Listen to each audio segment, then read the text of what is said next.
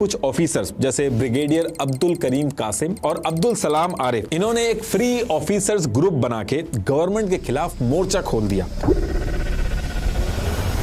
और इराक की जो आम जनता थी वो भी गवर्नमेंट के खिलाफ हो चुकी थी। कुल मिला के सब ये चाहते थे कि कैसे भी करके जो ब्रिटिश बैक्ड पपेट गवर्नमेंट है ये यहां से हटे। और फिर 14 जुलाई 1958 को फाइनली वो दिन आता है और जैसा लोग चाह रहे थे वैसा हो जाता है। इराक आर्मी के जो ऑफिसर थे जिन्होंने ग्रुप बनाया था फ्री ऑफिसर्स ग्रुप, जिसको आर्मी ऑफिसर कासिम और आरिफ लीड कर रहे थे, ये किंग फैजल और रॉयल फैमिली को मार के इराक के अंदर जो 37 ईयर पुरानी मोनार्की को खत्म करके तख्ता पलट कर देते हैं और खुद रूल करने लगते हैं। On the 14th of July 1958, Iraq has witnessed a dramatic turn of events as the monarchy falls.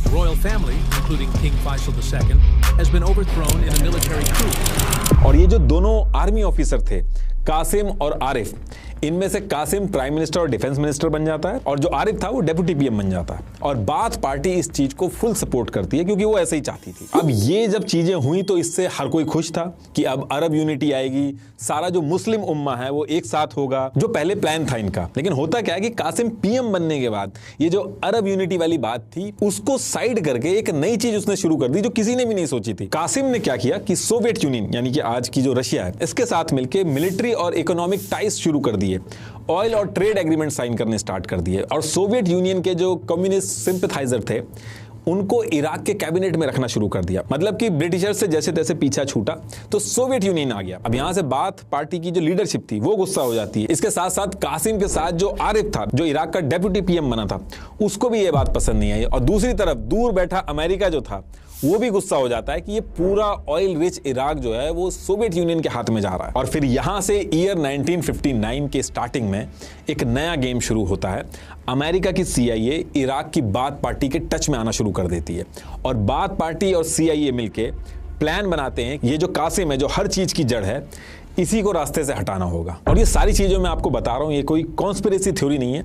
इन सब के जो एविडेंस है वो एस्टैब्लिश हो चुके हैं और जहां से मैं ये चीजें बोल रहा हूं उन सब के लिंक मैंने डिस्क्रिप्शन में लगा दिए हैं। Farmer US ambassador James Eakin ने ऑन रिकॉर्ड बोला कि उस टाइम CA बाथ पार्टी के टच में आया। आगे चल के बाथ पार्टी के सेक्रेटरी जनरल अली साहली ने तो ऑफिशियली बोल डाला कि बाथ पार्टी इराक में पावर में इसलिए आई क्योंकि अमेरिका की CIA का सपोर्ट था। ईयर 1975 की चर्च कमेटी रिपोर्ट में भी ये सेम चीज कंफर्म की गई। बड़े बड़े हिस्टोरियन जैसे ब्रैन, एरिक, इन्होंने CIA और बाथ पार्टी के रिलेशन के बारे में बार बार बताया है। जितनी भी मीडिया रिपोर्ट्स हैं आप छोटी सी भी गूगल सर्च करोगे आपको ये सारी चीजें मिल जाएंगी। तो अब यहां से CIA और बाथ पार्टी कासिम को मारने का प्लान बना लेती है और इसके लिए बाथ पार्टी सेलेक्ट करती है अपने सबसे काबिल और मेहनती मेंबर सद्दाम हुसैन को। और यही वो टाइम था जब सद्दाम CIA के ऑफिसर से टच में आया था पहली बार। इस टाइम पे सद्दाम को बिल्कुल आइडिया नहीं था कि आगे चल के यही अमेरिका सद्दाम को फांसी दिलवा के मारेगी। और ये जो CIA और सद्दाम के टच में आने वाली बात है ये US इंटेलिजेंस डिप्लोमेट्स और इंटेलिजेंस ऑफिशियल्स ने यूनाइटेड प्रेस इंटरनेशनल को कंफर्म करी है। एग्जैक्टली ये लाइन लिखी थी उसमें, आप पॉज करके पढ़ लेना। तो अब यहां से प्लान ये था कि 7 अक्टूबर 1959 को इराक के पीएम कासिम का जो काफिला है वो अल राशिद स्ट्रीट बगदाद से जैसे ही निकलेगा इस टाइम पे सद्दाम और उसके साथ बाथ पार्टी के 6 और लोग होंगे, यहां जाएंगे और पीएम कासिम के काफिले पे गोली चला के कासिम को मार देंगे। तो एज पर प्लान 7 अक्टूबर 1959 को पीएम कासिम का काफिला अल राशिद स्ट्रीट पे पहुंचता है जहां सद्दाम और उसके साथी घात लगाए बैठे हुए थे। और जैसे ही काफिला पास में आता है ये लोग फायरिंग स्टार्ट कर देते हैं। इस फायरिंग में पीएम के ड्राइवर की जान चली जाती है। पीएम कासिम के कंधे पे गोली लगती है लेकिन पीएम कासिम बच जाते हैं और फायरिंग में सद्दाम के पैर पे भी गोली लगती है। कुल मिला के जो प्लान था वो फेल हो जाता है। पीएम कासिम तो बच जाता है और फिर इसके बाद कासिम इतना गुस्सा होता है कि हॉस्पिटल में ही बैठे बैठे बाथ पार्टी और सद्दाम के अगेंस्ट एक्शन लेने के ऑर्डर दे देता है। और फिर चारों तरफ सद्दाम को ढूंढना स्टार्ट किया जाता है। रातों रात सद्दाम इराक का मोस्ट वांटेड आदमी बन जाता है। लेकिन आम जनता के बीच में सद्दाम की इमेज एक ऐसे आदमी की बनती है जिसने अपनी जान की परवाह किए बिना अरब यूनिटी के लिए कासिम जैसे डिक्टेटर के खिलाफ अपनी जान की बाजी लगा दी। अब बचते बचाते सद्दाम इराक के अंदर अद्वार गांव के पास हाजी अमीन अली का एक फार्म था वहां जाके छुप जाता है। ये लोकेशन बहुत इंपॉर्टेंट है क्योंकि आगे चल के अभी जब अमेरिका सद्दाम को पकड़ेगा स्पाइडर होल से तो उस टाइम भी सद्दाम इसी एरिया में छुपा था। अभी आएगा आगे पूरी प्लानिंग बताऊंगा आपको कि कैसे पकड़ा गया था सद्दाम को स्पाइडर होल के अंदर से। तो अब इसके बाद क्या होता है कि जब सद्दाम के लिए छुपना मिलना एकदम मुश्किल हो गया तो बाथ पार्टी की लीडरशिप ने सद्दाम को इल्लीगल रूट से सीरिया पहुंचा दिया और फिर सीरिया से सद्दाम CIA की हेल्प से इजिप्ट में पहुंच जाता है और इजिप्ट में बाथ पार्टी का पूरा सेंटर बना हुआ था। इजिप्ट के अंदर अमेरिका की CIA और इजिप्ट की इंटेलिजेंस मिलकर काम कर रही थी। इजिप्ट पहुंचते ही सबसे पहले तो इजिप्ट के प्रेसिडेंट सद्दाम को पॉलिटिकल असाइलम दे देते हैं और फिर सद्दाम यहीं रह के बाथ पार्टी को स्ट्रॉन्ग करता है डे बाय डे। और फिर ईयर 1962 में इजिप्ट के कायरो लॉ स्कूल में सद्दाम का एडमिशन करा लिया जाता है और इसके नेक्स्ट ईयर सद्दाम अपने मामा की लड़की से शादी कर लेता है। इस पूरे टाइम सद्दाम इजिप्ट के अंदर रह के बाथ पार्टी के फाउंडर माइकल अफलाक और वहीं पे इजिप्ट के अंदर जो US एम्बेसी थी वहां पे जो CIA के ऑफिसर्स थे माइल्स कोपलैंड और CIA स्टेशन चीफ जिम, इनसे कॉन्टिन्यूअसली सद्दाम टच में रहता है। ये सारी चीजें जो मैं बता रहा हूं इनको यूनाइटेड प्रेस इंटरनेशनल की रिपोर्ट ने कंफर्म किया है कि इजिप्ट के अंदर CIA के ऑफिशियल्स सद्दाम का जितना भी लिविंग एक्सपेंस और ट्रेनिंग का खर्चा था वो सब इजिप्शियन इंटेलिजेंस के कैप्टन अब्दुल फरीद के थ्रू सद्दाम तक पहुंचाते थे। तो अब यहां से सद्दाम इजिप्ट में रह के बाथ पार्टी का काम कर रहा था। वहीं दूसरी तरफ इराक के अंदर मल्टीपल प्लानिंग और प्लॉटिंग के बाद 8 फरवरी 1963 को बाथ पार्टी को सक्सेस मिलती है। बाथ पार्टी ने अमेरिका की CIA और इराक आर्मी के कुछ फ्री ऑफिसर्स ग्रुप के साथ मिलकर मिनिस्ट्री ऑफ डिफेंस डिपार्टमेंट में घुस के कासिम को गोली मार के तख्ता पलट कर दिया और अब यहां से इराक के अंदर पावर में आ जाती है बाथ पार्टी। ये जो पूरा इंसिडेंट हुआ था इराक के अंदर, अगर आप किसी से बात करेंगे तो इसको रमदान रेवोल्यूशन के नाम से जानते हैं लोग। तो जब बाथ पार्टी पावर में आती है तो बाथ पार्टी के अहमद हसन अल बकर इराक के PM बनते हैं। ये बाथ पार्टी के मेन लीडर भी रहे हैं, इराक आर्मी में भी इन्होंने काफी टाइम बिताया है। सद्दाम के भी रिलेशन में आते थे। सद्दाम और अल बकर जो PM बने थे ये तिकरित अल बू नसीर ट्राइब को बिलोंग करते थे और सद्दाम के मामा ने ही इनसे मिलवाया था सद्दाम को। और आरिफ जो था, जो कासिम जब पावर में था तो डेप्यूटी PM बना था, उसको बाथ पार्टी प्रेसिडेंट बना देती है क्योंकि इस पूरे प्रोसेस में फ्री ऑफिसर्स ग्रुप का बहुत ही इंपॉर्टेंट रोल रहा था। और फिर सेम मंथ फरवरी 1963 में सद्दाम को इजिप्ट से वापस इराक बुलाया जाता है और सद्दाम को बाथ पार्टी की इंटेलिजेंस विंग जिहाज हनीन इसका हेड बना दिया जाता है। बेसिकली सद्दाम का काम इसमें यह था कि इंटेलिजेंस विंग के थ्रू जो भी बाथ पार्टी के अगेंस्ट में काम करेगा उसको खत्म करना है। ये पूरा का पूरा जो तख्ता पलट हुआ था अमेरिका के CIA के सपोर्ट से हुआ था। US स्टेट डिपार्टमेंट के डीक्लासिफाइड डॉक्यूमेंट्स में जेम्स जो CIA में ईस्ट डिवीजन चीफ थे उन्होंने भी ये चीज एक्सेप्ट की थी। एग्जैक्टली ये लिखा था। In fact king Hussain of Jordan इन्होंने सेम ईयर 1963 में कहा कि इराक में बाथ पार्टी के आने के बाद अमेरिका की CIA ने सीक्रेट रेडियो के थ्रू बाथ पार्टी को सोवियत यूनियन के सपोर्टर्स के नाम और एड्रेस दिए और ये लिस्ट मिलने के बाद बाथ पार्टी ने लिस्ट में जितनों के नाम थे आधों को मार दिया और आधों को जेल में डाल दिया। अब यहां से सब कुछ बढ़िया चल रहा था लेकिन इराक में एक ट्रेंड सा चल चुका था, बार बार तख्ता पलट हो रहा था। बाथ पार्टी के अहमद हसन अल बकर जो PM बने थे उनकी और जो फ्री ऑफिसर ग्रुप के आरिफ थे जो प्रेसिडेंट बने थे उनमें क्लैश स्टार्ट हो जाता है। तो आरिफ जो थे उनका मिलिट्री बैकग्राउंड था, इन्फ्लुएंस भी था आर्मी के अंदर। तो आरिफ ने 18 नवंबर 1963 को बाथ पार्टी के PM हसन अल बकर को हटा के अपने ट्रस्टी ताहिर याया को PM बना दिया। और इस टाइम तक आरिफ को एक चीज समझ में आ गई थी कि बाथ पार्टी उनके रास्ते का कांटा है। तो वो इसके तुरंत बाद बाथ पार्टी को इराक में बैन कर देते हैं और बाथ पार्टी के जो मेन लीडर थे जैसे सद्दाम हुसैन उनको उठा के जेल में डाल देते हैं। कुल मिला के बाथ पार्टी और सद्दाम जो इतने टाइम से मेहनत करके पावर में आए थे वो सब बर्बाद हो चुकी थी। अब इसके अगले 2 साल तक सद्दाम और बाथ पार्टी कॉन्टिन्यूसली बैकफुट पे थी। लेकिन 13 अप्रैल 1966 को प्रेसिडेंट आरिफ जो था उसकी हेलीकॉप्टर क्रैश में जान चली जाती है। अब उसका छोटा भाई अब्दुल रहमान अरीफ प्रेसिडेंट तो बनता है लेकिन वो इतना पावरफुल नहीं था।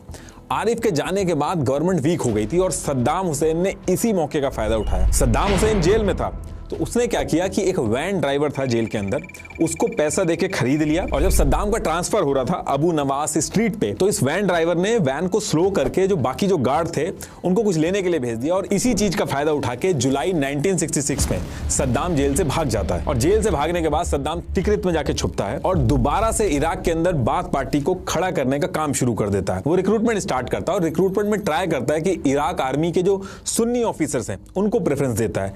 इजिप्ट, सीरिया, इन सब जगह जो बाथ पार्टी की लीडरशिप थी उनके साथ कोऑर्डिनेट करता है। इराक के बसरा शहर के अंदर जाके अमेरिकन कॉन्सुलेट को लेटर भेज के डायरेक्ट अमेरिका से भी इराक की सरकार गिराने के लिए डील करता है। अगले 2 साल तक सद्दाम वहीं छुप के बाथ पार्टी के जो लीडर थे अहमद हसन अल बकर, इनके साथ मिलकर प्लानिंग बनाता है और बाकी लोगों को जोड़ता है। और ये सारी मेहनत की थी सद्दाम ने, 17 जुलाई 1968 को इसका फायदा होता है। सद्दाम इराक के अंदर तख्ता पलट करके दोबारा से बाथ पार्टी की सरकार बना देता है। जब बाथ पार्टी की सरकार बनती है तो अहमद हसन अल बकर प्रेसिडेंट बनते हैं और सद्दाम को सेकंड सबसे पावरफुल पोजीशन दी जाती है, रेवोल्यूशनरी कमांड काउंसिल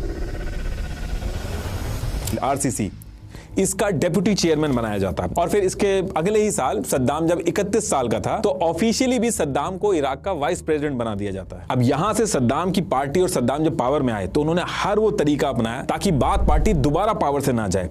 वो किसी पे भी ट्रस्ट नहीं करते थे और अहमद हसन अल बकर नाम का प्रेसिडेंट था, सारे डिपार्टमेंट पे सद्दाम का कंट्रोल था। सद्दाम ने दैरत अल मुखबारत अल अम्मा इस नाम से इंटेलिजेंस ग्रुप बनाया और इसके 5 अलग अलग ब्रांचेस बनाई। इसकी फुल टाइम जॉब थी कि गवर्नमेंट की जितनी अलग अलग ऑर्गेनाइजेशन है इंक्लूडिंग इराक की मिलिट्री, सबको ट्रैक करके पता करना कि कौन सद्दाम के खिलाफ काम कर रहा है। इनफैक्ट आम जनता में भी अगर कोई सद्दाम के खिलाफ बात करता था तो सद्दाम को पता होता था। गवर्नमेंट के अंदर भी जितनी ऑर्गेनाइजेशन थी, जो भी ऑर्गेनाइजेशन जरूरत से ज्यादा पावरफुल होती थी या सद्दाम के लिए एक थ्रेट बन जाती थी, सद्दाम उसके हेड को या तो बदल देता था या जेल में डाल देता था। सद्दाम किसी पे भी ट्रस्ट नहीं करता था और हर डिपार्टमेंट में ट्राई करता था कि उसके रिलेटिव ही हेड बने और जो सद्दाम के लिए थ्रेट लगता था उसको रास्ते से हटा देता था। जैसे कहने के लिए प्राइम मिनिस्टर अब्द अर रज़ाक, ये एक बहुत बड़ी पोजीशन थी, लेकिन प्राइम मिनिस्टर अब्द रज़ाक सद्दाम के हिसाब से नहीं चल रहा था। तो सद्दाम इनके रूम में जाके इनके सर पे बंदूक लगाते हैं और पीएम की पोजीशन से हटा के यूके में भेज देते हैं और वहीं पे इस पीएम को मरवा दिया जाता है। अब इसके कुछ टाइम बाद 1 जून 1972 को सद्दाम ने एक ऐसी चीज की जिससे इराक का पॉलिटिकल और इकोनॉमिक लैंडस्केप जो था वो पूरी तरीके से बदल जाता है। उस टाइम पे क्या था कि इराक का जो ऑयल प्रोडक्शन होता था वो निकलता तो इराक में था, लेकिन उसकी ओनरशिप यूएस, ब्रिटेन और फ्रांस की कंपनीज ने एक फॉरेन कंसोर्टियम बना के अपने पास रखी थी, इराक पेट्रोलियम कंपनी, IPC के नाम से। इसकी वजह से इराक जो कि एक्चुअल में ओनर था उस ऑयल का, उसको कम प्रॉफिट होता था। ये कंट्रीज जानबूझ के ऑयल की सप्लाई को लिमिट कर देती थी ताकि ऑयल के प्राइस रेगुलेट कर सके, लेकिन इसमें इराक का बहुत नुकसान होता था। तो 1 जून 1972 को सद्दाम ने जितने कंसोर्टियम वगैरह बाहर की कंपनियों ने बनाए थे सबको उठा के बंद कर देता है और इराक के ऑयल को नेशनलाइज कर देता है, मतलब कि इराक की गवर्नमेंट के अंडर कर देता है। ये सारी वेस्टर्न कंपनीज को भगा दिया जाता है इराक से। ये पहला झटका था जो सद्दाम ने यूएसए को दिया था।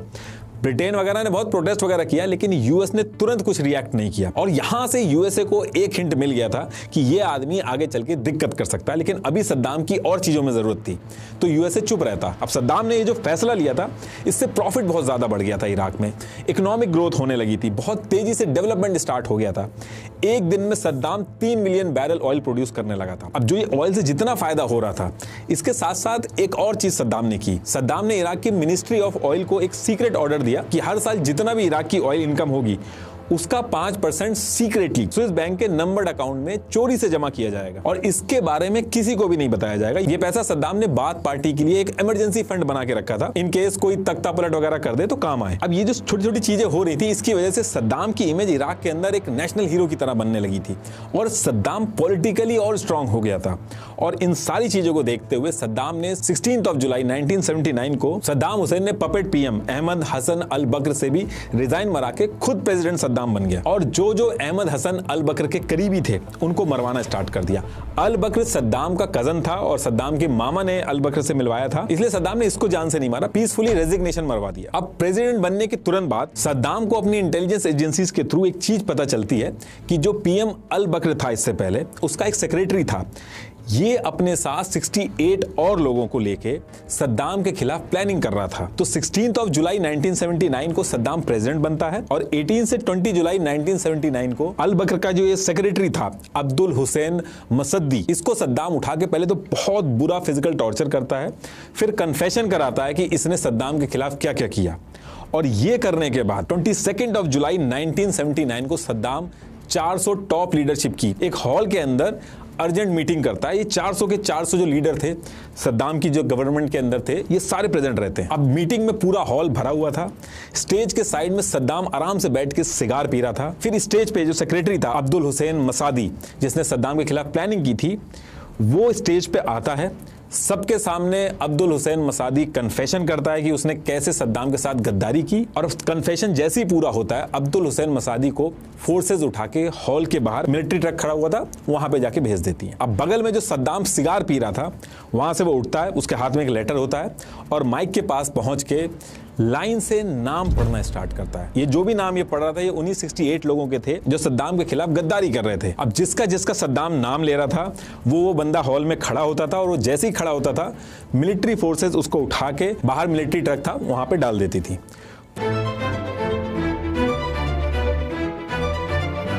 पूरे हॉल में हर कोई डरा हुआ था कि किसका नाम आ जाए और किसकी जान खतरे में आ जाए, और ये सारी चीजें इराक के अंदर लाइव टीवी पे टेलीकास्ट कराई जा रही थी। ये वीडियो अभी भी आपको यूट्यूब पे मिल जाएगा, आप देखिएगा। तो ऐसे करके 68 लोगों के नाम सद्दाम ने पढ़े सिगार पीते हुए, और फिर जितने बाकी बचे हुए लोग थे उन्होंने अपनी जान बचने की खुशी मनाई। सद्दाम ने भी उनको कांग्रेचुलेशन दी कि वो लॉयल थे उसके लिए। और फिर इसके बाद इन 68 लोगों में से 22 लोगों को भीड़ के सामने एग्जीक्यूट करवा दिया गया।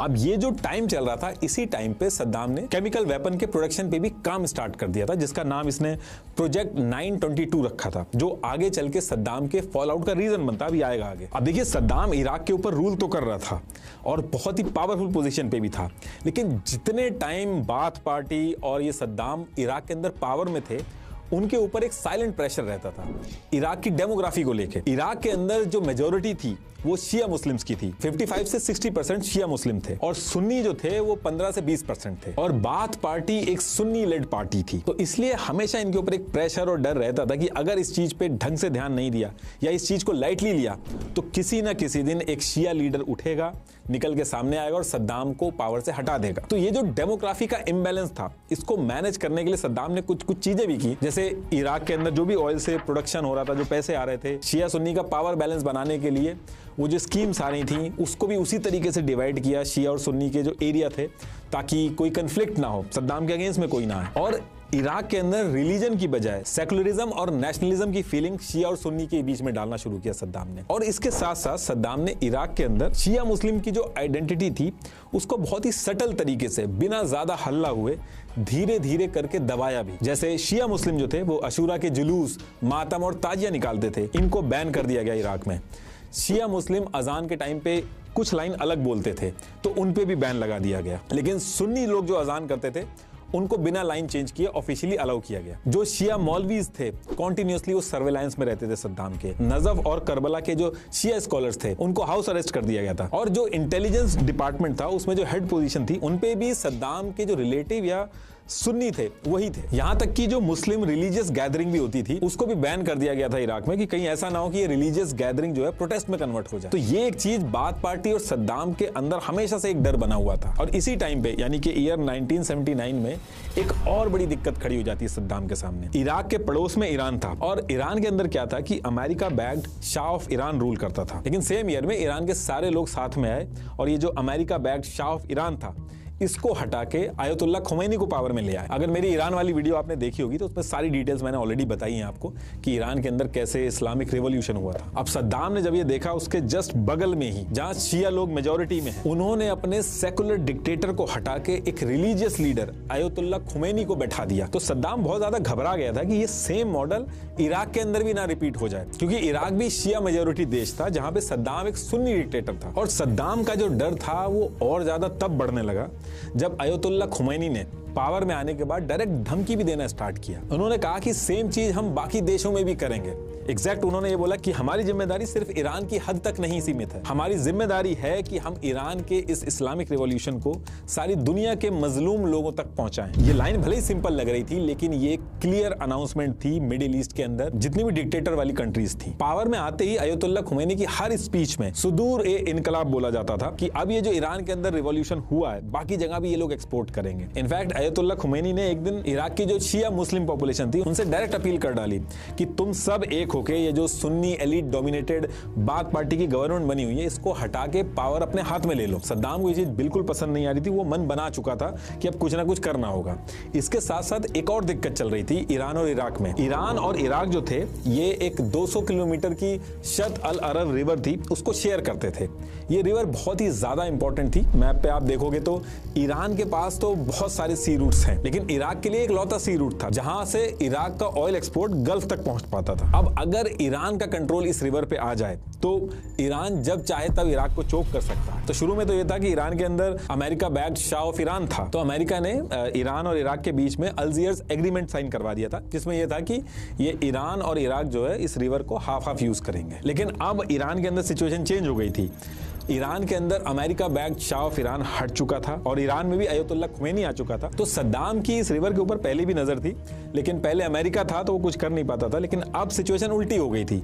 अब उल्टा अमेरिका इराक की तरफ हो गया था। तो सद्दाम को लगा कि ये टाइम सबसे सही है ईरान के ऊपर हमला करने के लिए, क्योंकि अभी अभी तख्ता पलट हुआ है, जो रिजीम है इनकी नई नई है, ये लोग वीक हैं, ऊपर से अमेरिका का भी सपोर्ट मिलेगा, क्योंकि अमेरिका भी ईरान के अंदर से अयतुल्ला खुमैनी को हटाना चाहता था। तो 17 सितंबर 1980 को सद्दाम ने अनाउंस किया कि ये जो सद अल अरब रिवर है, जो एग्रीमेंट पहले हुआ था, वो कुछ नहीं माना जाएगा, पूरी रिवर अब इराक की है। और फिर 22 सितंबर 1980 को सद्दाम हमला कर देता है ईरान के ऊपर। देखिए, सद्दाम को ये लग रहा था कि बहुत ही कम दिनों में ईरान से वो जीत जाएगा, लेकिन ऐसा हुआ नहीं। धीरे धीरे सिचुएशन टफ हो गई और इराक के लिए ईरान से जीतना भारी पड़ता गया। और जब ऐसा हुआ तो यूएस जो था वो सद्दाम के सपोर्ट में आया। यूएस ने सद्दाम को आर्म्स सप्लाई किए, हेलीकॉप्टर और जेट्स अवेलेबल कराए, $5 बिलियन अलग से लोन दिया, सैटेलाइट इमेजेस जो थी वो भी शेयर की सद्दाम से। सद्दाम के पास ईरान की मिलिट्री की एक एक मूवमेंट की इंफॉर्मेशन थी। इनफैक्ट यूएस के इंटेलिजेंस ऑफिसर खुद बगदाद में पहुंच के रियल टाइम टैक्टिकल एडवाइस दे रहे थे। इराक ये वॉर ईरान से जीत जाए, इसके लिए यूएस ने सीआईए के डायरेक्टर केसी और डेप्यूटी डायरेक्टर गेट्स को जिम्मा दिया था। 2013 के D classified CIA documents and foreign policy report में भी ये सारी चीजें आई थी सामने। लेकिन ये सारा कुछ करने के बाद भी सद्दाम और यूएस ने जो सोचा था उसका उल्टा हुआ। ईरान हार ही नहीं मान रहा था, एक स्टेलमेट जैसी सिचुएशन बन गई थी। और इराक के अंदर भी कई ऐसे शिया मेजोरिटी वाले इलाके थे जहां पे ईरान जाके सपोर्ट ले रहा था उनसे। तो कई ऐसे इलाके इराक में हो गए थे जहां सद्दाम के खिलाफ बातें होने लग गई थी। तो सद्दाम क्या कर रहा था कि उन इलाकों में जा जाके रैली वगैरह भी करता था, उनको मोटिवेट करता था। तो सद्दाम ने 8 जुलाई 1982 को एक शिया मेजॉरिटी इलाका था दुजैल नाम से, वहां जाके लोगों को मोटिवेट करने का प्लान बनाया था। अब जब सद्दाम का काफिला दुजैल में पहुंचा तो यहाँ पे एक शिया मेजॉरिटी की दावा पार्टी थी, उसके कुछ लड़ाके जो थे वो सद्दाम के इस काफिले पे फायरिंग कर देते हैं। सद्दाम तो बच गया इसमें, लेकिन सद्दाम ने इसके बाद जो किया वो बहुत ज्यादा खतरनाक था। इस इलाके के अंदर 393 आदमी, 394 औरतें और बच्चों को उठा के जेल में डाल दिया और बिना फेयर ट्रायल के 148 लोगों को फांसी दे दी और इस एरिया में जो इनके घर थे उनको गिरवा दिए। अब ये इंसिडेंट मैं आपको इसलिए बता रहा हूं कि इस इंसिडेंट को आप याद रखिएगा, ये बहुत इंपॉर्टेंट है। इस इंसिडेंट की वजह से सद्दाम को अभी आगे जाके फांसी होगी, आएगा भी आगे। अब इधर से ईरान के साथ वॉर दिन ब दिन बढ़ती जा रही थी, कोई सोल्यूशन निकल नहीं रहा था और इससे निपटने के लिए अगस्त 1982 में सद्दाम ने एक मीटिंग बुलाई कि क्या स्टेप लेना चाहिए। तो बीच मीटिंग में health minister Riyadh Ibrahim Hussain ने सीज फायर का ऑप्शन सजेस्ट कर दिया। अब ये सुन के सद्दाम को इतना ज्यादा बुरा लगता है कि सद्दाम बीच मीटिंग में बंदूक निकाल के हेल्थ मिनिस्टर को गोली मार देता। सद्दाम के आगे गलत ओपिनियन रखना भी मौत को दावत देने जैसा था। अब इसके बाद सद्दाम एक एक्सट्रीम स्टेप उठाता है। इस ईरान इराक वॉर से निपटने के लिए सद्दाम ने ईरान बॉर्डर पे chemical war agent, sulphur, mustard gas, ये सब डालना शुरू कर दिया। और जैसे ही डाला वहां पे लोगों की स्किन जलने लगी, लोग अंधे होने लगे। और जब ईरान की आर्मी जब पीछे हटने लगी तो सद्दाम को ये तरीका और अच्छा लगा। फिर सद्दाम ने ईरान बॉर्डर पे जो सरदश्त वाला एरिया था वहां पे केमिकल गैस के मार दिए। 130 लोग मर गए और 8000 लोग डिसेबल हो गए। और सेम टाइम पे इराक के अंदर कुर्दिश टाउन हलबजा था। इस टाउन के अंदर शिया मुस्लिम थे जो ईरान के सपोर्ट में थे। सद्दाम ने इराक के अंदर जो हलबजा के लोग थे इनको कहा कि ये लोग इराक के साथ गद्दारी कर रहे हैं और इस गद्दारी की सजा देने के लिए सद्दाम ने 16 मार्च 1988 को पूरे शहर के ऊपर एयरक्राफ्ट से केमिकल बम गिरा दिए। Sarin, VX nerves gas, mustard gas, ये सब डाल दी गई।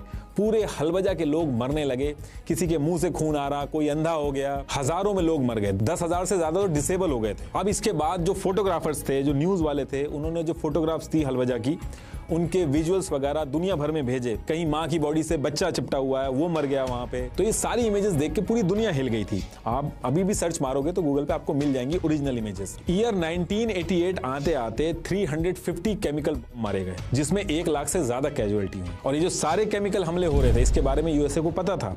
In fact US defence intelligence agency DIA ने जो सद्दाम को टारगेटिंग पैकेजेस दिए थे जिसमें ईरान ट्रूप्स की लोकेशन थी, उसका यूज करके सद्दाम ने केमिकल हमले किए। एनपीआर की 2013 की रिपोर्ट में भी ये चीज मेंशन है। D classified CIA files 2007 to 2009 से भी ये सारी चीजें कंफर्म हुई कि 1983 में अमेरिका के CIA को इराक के केमिकल हमले के बारे में पता था, लेकिन यूएसए जानबूझ के चुप रहा। केबल डेटेड 4 नवंबर 1983, मेमो 1984, हर चीज में मेंशन है कि यूएस को पता था केमिकल बॉम्ब के बारे में। ये उनकी ओरिजिनल कॉपीज है, आप एक बार पॉज करके पढ़ लेना। और इसके साथ साथ जब ये सारे केमिकल हमले हो रहे थे तो ईरान बहुत ज्यादा घबरा गया था, तो वो यूएन में पहुंचा मदद के लिए। लेकिन अमेरिका की CIA के डायरेक्टर विलियम केसी ने सेक्रेटरी ऑफ स्टेट के साथ मिलकर यूएन के अंदर इस पूरे मामले को होल्ड करवा दिया। अब इसके बाद 8 साल तक ये ईरान वॉर चलती रही, और जब सब समझ गए कि इससे अब कोई सोल्यूशन नहीं निकलेगा, तो फिर 28 अगस्त 1988 को यूएन सिक्योरिटी काउंसिल रेजोल्यूशन 598 को दोनों कंट्रीज ईरान और इराक दोनों मान लेती हैं और सीज फायर हो जाता है। इस 8 साल की लड़ाई में सद्दाम को 1 इंच भी जमीन नहीं मिली, उल्टा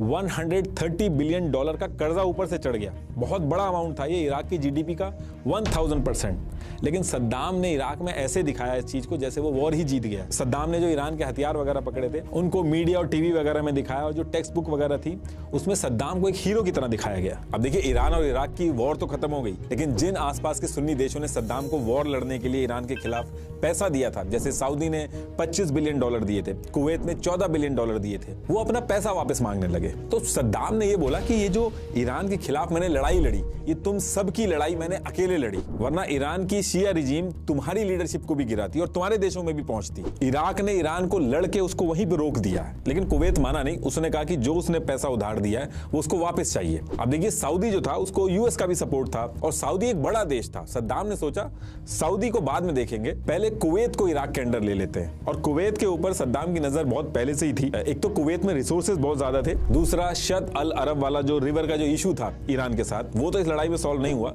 लेकिन अगर कुवैत इराक के अंडर में आ जाता तो सी रूट वाली जो प्रॉब्लम थी इराक की वो भी खत्म हो जाती, और कुवैत जहां पे इतने रिसोर्सेज हैं वो भी इराक के अंदर आ जाते, और जो उधार देना पड़ रहा है वो भी नहीं देना पड़ता। तो कुल मिला के सद्दाम को कुवैत के ऊपर हमला करके इराक में मिलाने के अलावा और कोई सोल्यूशन उस टाइम पे दिख नहीं रहा था। तो अब इसके बाद सबसे पहली चीज सद्दाम क्या करता है, वो कहता है कि ये जो कुवैत है ये ओपेक के जो रेगुलेशन है उनको फॉलो नहीं कर रहा है, जिसकी वजह से इराक का बहुत बड़ा नुकसान हो गया। एक्चुअली ओपेक मिडिल ईस्ट की रिच ऑयल कंट्रीज जो है उन्होंने एक एसोसिएशन बना रखा है ऑयल प्रोडक्शन और प्राइस को रेगुलेट करने के लिए। अगर एक देश सस्ता बेचेगा और दूसरा महंगा बेचेगा तो इससे सस्ते में जो बेचेगा उसको फायदा होगा। तो ऐसी प्रैक्टिसेस करने से ऑयल के जो रेट है वो खराब होते हैं। तो ओपेक ने एक रेगुलेशन बना रखी है, सबको वही चीज फॉलो करनी होती है। अब सद्दाम ने कहा कि कुवैत ने जो रेगुलेशन फॉलो नहीं की है ओपेक की, और ऑयल जो है उसने ज्यादा प्रोड्यूस कर लिया है, जिसकी वजह से ऑयल प्राइसेस $18 से गिर के $11 हो गए, और इसकी वजह से इराक का $7 बिलियन का नुकसान हुआ। और इसके साथ साथ सद्दाम ने कहा कि कुवैत जो है वो स्लैंट ड्रिलिंग करके इराक का तेल चुरा रहा है। मतलब कि कुवैत ने अपनी बॉर्डर के पास जमीन के नीचे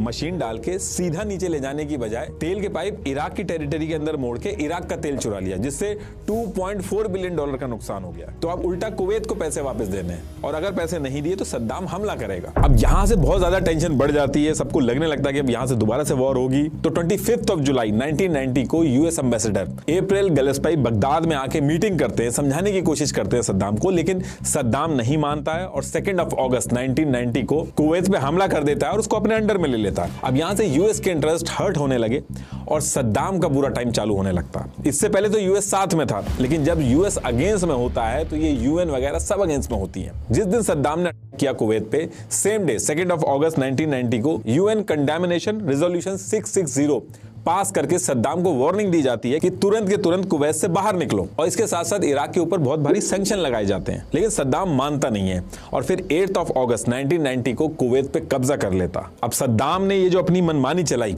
इसके खिलाफ 17 जनवरी 1991 को यूएस अपने साथ 42 और देशों को लेके ऑपरेशन डेजर्ट स्टॉर्म शुरू कर देता है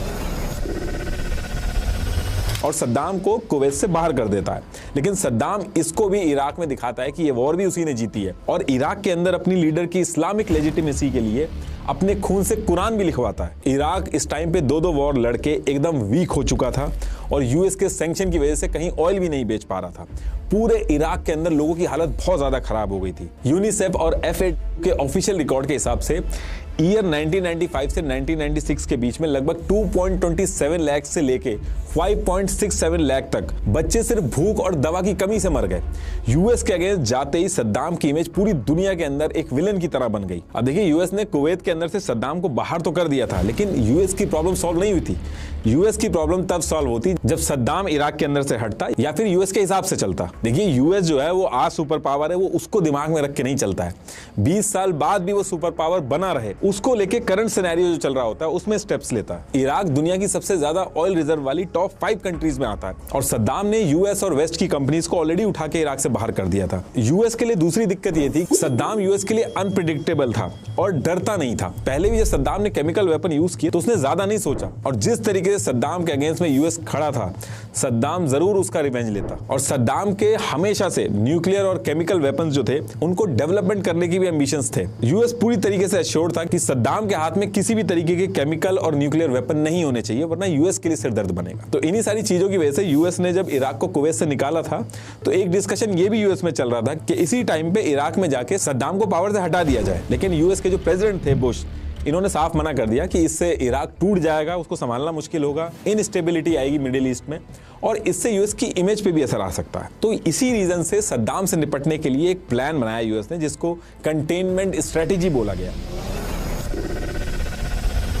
इसमें इन्होंने डायरेक्टली इराक पे हमला करके सद्दाम को हटाने की बजाय यूएन के थ्रू इराक पे सैंक्शन लगवाए और इस चीज के क्लेम किए कि इराक जो है वो वेपन ऑफ मास डिस्ट्रक्शन बना रहा है। लेकिन यूएस ने इस चीज को साफ मना कर दिया और इस चीज को चेक करने और रोकने के लिए यूएन जो था उसने मई 1991 में ऑफिशियली इराक के अंदर अपने इंस्पेक्टर्स जो थे उनको भेजना स्टार्ट किया, ताकि वो वहां जाके चेक कर सके इस चीज को कि वहां पे कोई केमिकल वेपन या फिर कोई ऐसा डेवलपमेंट प्रोग्राम तो नहीं चल रहा है। सद्दाम ने इस चीज का अपोज किया, लेकिन वर्ल्ड का प्रेशर बहुत था इराक पे, तो वो इस चीज को रोक नहीं पाया। सद्दाम चारों तरफ से फंस रहा था और सद्दाम ने बुश को जिम्मेदार माना इन सारी चीजों के लिए। और फिर इसके बाद सद्दाम एक ऐसा फैसला लेता है जिसके बारे में कभी किसी ने सोचा तक नहीं था। सद्दाम यूएस प्रेसिडेंट बुश को मारने का प्लान बनाता है।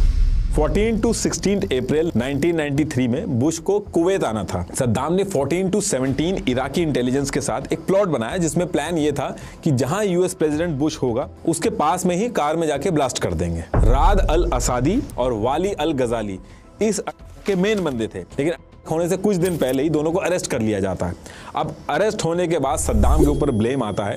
सद्दाम इस चीज को डिनाई करता है, लेकिन यूएस बहुत गुस्से में था। यूएस ने इराक के ऊपर स्ट्राइक्स वगैरह भी कराई, लेकिन अब यहां से सद्दाम और यूएस की जो दुश्मनी थी वो ऑफिशियल हो चुकी थी। अब एक तरफ ये सारी चीजें चल रही थी, दूसरी तरफ यूएन के जो इंस्पेक्टर्स थे वो इराक में केमिकल वेपन ढूंढ रहे थे, लेकिन मिल नहीं पा रहा था उनको। लेकिन इसके बाद ईयर 1995 में सद्दाम हुसैन का दामाद हुसैन कमेल, जो इराक की केमिकल प्रोग्राम का चीफ भी था, ये प्रेशर में आके सब कुछ छोड़ छाड़ के जॉर्डन भाग गया और वहीं पे इसको यूएन इंस्पेक्टर जो थे उन्होंने पकड़ के इससे इंटेरोगेशन किया। तो इसने उनको सारे डॉक्यूमेंट्स हैंड ओवर कर दिए और उन डॉक्यूमेंट्स के बेसिस पे इराक में फाइनली कुछ केमिकल वेपन्स मिले और अल हकम बायोलॉजिकल फैसिलिटी भी पकड़ी गई। वहां पे भी जो चीजें पड़ी थी उन सबको डिस्ट्रॉय कर दिया गया।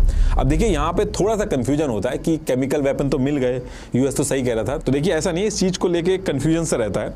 यूएस का जो क्लेम था, जिसके लिए इतना बड़ा इंस्पेक्शन चल रहा था, वो ये था कि सद्दाम नए वेपन ऑफ मास डिस्ट्रक्शन बना रहा है, नए स्टॉक पाइल्स रेडी कर रहा है और ऑनगोइंग रिसर्च करके केमिकल और न्यूक्लियर वेपन बना रहा है। लेकिन ये जो केमिकल वेपन पकड़े गए थे ये ईयर 1991 से पहले के थे, जो 1980s में ईरान और इराक की वॉर हुई थी उसके जो लेफ्ट ओवर वेपन थे, जो डिग्रेडेड थे और इनइफेक्टिव थे। अब इसके कुछ टाइम बाद ईयर 1998 के बाद सद्दाम भी फ्रस्ट्रेट हो गया था, तो उसने यूएन के जो इंस्पेक्टर वगैरह थे इनको भी इराक से भगा दिया था, उनकी एंट्री बंद कर दी थी और जो सैंक्शन वगैरह भी लगे थे उसको लेके भी सद्दाम ने इलीगल तरीके से कुछ देशों को ऑयल बेचना स्टार्ट किया। तो कुल मिला के यूएस ने ये जो पूरा प्लान बनाया था, जो पॉलिसी बनाई थी सद्दाम के लिए, ये इनइफेक्टिव होती जा रही थी। तो इससे निपटने के लिए 31 अक्टूबर 1998 को president bill Clinton Iraq liberation act of 1998 लेके आए और पूरी दुनिया के सामने अनाउंस किया कि वो इराक के अंदर से सद्दाम को हटा के रिजीम चेंज करेंगे। अब एक तरफ ये सारी बातें चल रही थी कि सद्दाम को हटाया जाएगा, इसके लिए प्लानिंग बनेगी, तो इसी बीच क्या होता है,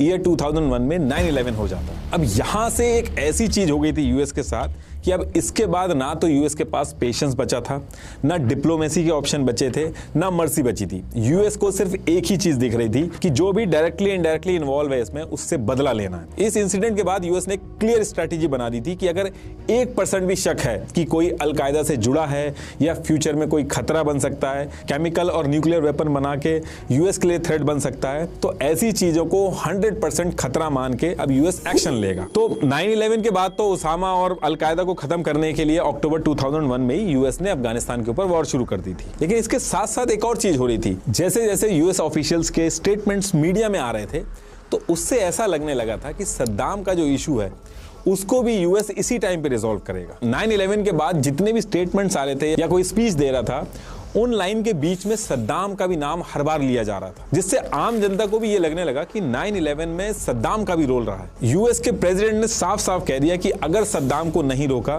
तो अगला 9/11 केमिकल और न्यूक्लियर वेपन से होगा। बुश, कॉलिन, चेनी, कॉन्डोलिजा राइस, कॉन्टिन्यूसली ये लोग अपने स्टेटमेंट्स में बोलने लगे कि सद्दाम के पास जो केमिकल वेपन है वो अलकायदा को भी दे सकता है। इसके साथ साथ यूएस ने कुछ सर्कमस्टांशियल प्रूफ्स भी रखे, जिससे ये कहा गया कि सद्दाम का भी लिंक हो सकता है 9/11 में। लेकिन ये सारे जो प्रूफ दिए थे ये अजम्पशंस पे बेस्ड थे, कोई डायरेक्ट लिंक एस्टैब्लिश नहीं हो पाया था कि 9/11 में सद्दाम डायरेक्टली इन्वॉल्व था। जैसे 9 दिसंबर 2001 को यूएस वाइस प्रेसिडेंट चेनी ने कहा कि 9/11 का हाईजैकर मोहम्मद अट्टा प्राग में इराकी इंटेलिजेंस ऑफिसर्स अहमद अल अनी इससे मिला। और इसके कुछ टाइम बाद बुश और चेनी ने दोबारा बोला कि 1994 में ओसामा बिन लादेन और इराकी ऑफिशियल्स सुदान में मिले, और इसी टाइम पे इराक ने केमिकल वेपन की ट्रेनिंग भी ऑफर की ओसामा को। इस चीज को यूएस की 9/11 कमीशन जो थी उसने भी कंफर्म किया, लेकिन प्रूफ सामने नहीं रखे कि एक्चुअल में इराक ने सिर्फ ऑफर किया या सच में ट्रेनिंग दी। और फिर जून 2002 में कॉलिन ने यूएन में खड़े होकर बोला कि अलकायदा का जरकवी इराक के बगदाद में नेटवर्क चला रहा था। लेकिन बात सारी ये थी कि आगे चल के यूएस की जो भी 9/11 कमीशन और सेनेट इंटेलिजेंस कमेटी थी, जितनी भी रिपोर्ट्स आई उसमें एक भी डायरेक्ट एविडेंस नहीं मिला कि सद्दाम का कोई ऑपरेशनल रोल भी था 9/11 में। लेकिन यूएस रुकता नहीं है, और फिर 10 मार्च 2003 को यूएस प्रेसिडेंट बुश जो थे वो अनाउंस करके सद्दाम को 48 आवर का टाइम देते हैं कि कैसे भी करके 48 आवर्स में इराक छोड़ के जल्दी से जल्दी सद्दाम चला जाए। और अगर सद्दाम नहीं गया इराक से 48 आवर्स के अंदर तो यूएस इराक के ऊपर हमला कर देगा। लेकिन सद्दाम इस चीज के बाद साफ कह देता है कि इराक लड़ने के लिए तैयार है यूएस से। और फिर जब सद्दाम इराक छोड़ के नहीं जाता है तो 9 मार्च 2003 को यूएस अपने F-117 स्टेल्थ बॉम्ब एयरक्राफ्ट को बगदाद में भेज के सबसे पहले जो सद्दाम का प्रेसिडेंशियल पैलेस था वहां पे बैक टू बैक गिराना शुरू कर देता है। यूएस को लग रहा था कि सेम डे ही सद्दाम को ये लोग मार देंगे, लेकिन ऐसा बिल्कुल नहीं था। सद्दाम ने पहले से ही पूरी प्लानिंग करके रखी थी। उसने से बचने के लिए बहुत ही स्ट्रांग बंकर बना रखे थे कि हिरोशिमा और नागासाकी जैसे जो वो भी अगर उस पर गिराए जाते तो वो भी वो झेल सकते। तो यूएस ने जब हमला किया तो सद्दाम जो है वो इन्हीं बंकर्स में छुप गया, उसको कुछ हुआ नहीं। अब 1 अप्रैल 2003 तक यूएस फोर्सेस बगदाद में घुसना स्टार्ट कर देती हैं, और इराक की जो रेगुलर आर्मी थी उन्होंने लड़ना छोड़ दिया था, उन्होंने अपनी ड्रेस चेंज कर दी थी। गवर्नमेंट ऑफिसर्स जो थे वो भी अपने काम से हट गए थे। 4 लाख लोग जो गवर्नमेंट के लिए काम कर रहे थे वो all of a sudden unemployed हो गए थे। तो इराक के अंदर जो पूरा मैनेजमेंट चल रहा था वो लोकल इराक के अंदर जो ट्राइब्स थी वही अपने अपने एरिया संभाल रही थी। लॉ और ऑर्डर कुछ बचा ही नहीं था इराक के अंदर। अब इसके बाद 10 अप्रैल 2003 को सद्दाम अपने दोनों बेटे, ड्राइवर और जो लॉयल लीडरशिप थी उसकी बगदाद से भाग के 110 किलोमीटर साउथ में रमादी सिटी की तरफ भाग जाता है। अब इसके बारे में भी यूएस को पता चलता है। यूएस रमादी सिटी में भी गिराना चालू करती है, लेकिन वहां से भी सद्दाम बच के निकल जाता है। और फिर इसके बाद सद्दाम एक रिश्तेदार था सद्दाम का, टिकरेट में रहता था, उसका एक हदोशी फार्म था, वहां जाके सद्दाम छुप गया था। सेम टाइम पे यूएस फोर्सेज जो थी वो इराक के अंदर बाथ पार्टी के जितने भी मेंबर थे उनके ऊपर क्रैकडाउन कर रही थी, वो सब भी भाग रहे थे। अब सेम वीक के अंदर यूएस के पास फिर से इंटेल पहुंचता है कि सद्दाम अब हदोसी फार्म में पहुंच चुका है। यूएस फोर्सेस हदोसी फार्म में पहुंचती हैं, लेकिन वहां से भी सद्दाम बच के निकल जाता है। और जब यूएस फोर्सेस हदोसी फार्म पहुंचती हैं तो वहां से उनको 9 मिलियन कैश मिलता है। ये उसकी फोटो है।